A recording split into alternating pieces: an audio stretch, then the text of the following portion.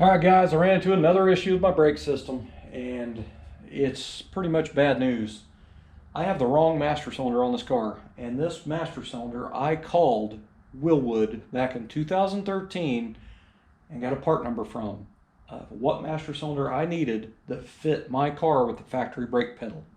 So apparently there was a little bit more that the guy needed to know before he told me that was the one I should buy. So maybe it was miscommunication, don't really know, don't care. But it basically is going to cost me $250 because of that. Anyway, this is a 7/8 master cylinder, and I only knew that from yesterday when I seen the stamped on the side of it. I never noticed that it says 7/8 down there on the side of it. What I ran into was bleeding the brakes for 2 hours last night.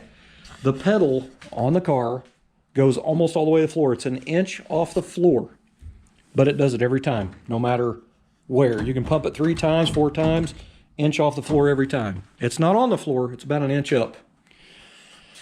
I thought I had air in the line still, so I bled and I bled and I bled. And then at one point I took all the brake lines off the master, I put all the bench bleeding stuff back on it, bench bled it again, went back and rebled the system again, and same thing, 1 inch off the floor.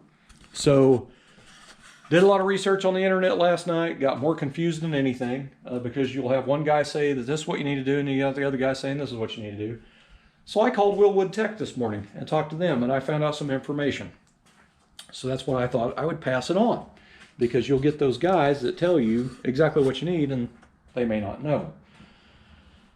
So what happened is, they have 7/8, 15/16, and 1 inch on their master cylinders. There may be more. Maybe they got 3 inch. I don't know. Don't give a shit. This is a 7/8, which is not going to work for my car. What he thinks is it's a volume issue. He wanted to know what the piston bore sizes were in my calipers, which I did not know. I had to get those sizes for him. Then he properly told me, what I needed. Basically what it is, the 7/8 master cylinder, this is the gist of it. The 7/8 master cylinder is what you would normally find in their disc brake kits for their rotors and their calipers, because their pistons are smaller, which in my mind I don't see that, because mine are bigger pistons. It's just a single in each caliper. I don't see that, because if you have 6 pistons, even though they're smaller, isn't that the same as one big one? I'm not a brake engineer, but that's just what I think in my head. But I'm going to take his word for it. A 15/16 master cylinder would be what you would need in my case, where I have GM disc brakes. I have G-body calipers disc brake in the front, and I have S10 Blazer disc brake in the rear. They're just larger diameter pistons, single pistons. So anyway, you need 15/16 for that. If you have put a disc brake kit on your old car and you have drums in the back still, you would get a 1 inch master cylinder. So that was pretty interesting to learn how you would kind of get your rundown on size. So long story short, I got to buy a new master cylinder, and I don't have the freaking money. Those master cylinders are $250, and I just don't have the money to replace it, but I can't use it.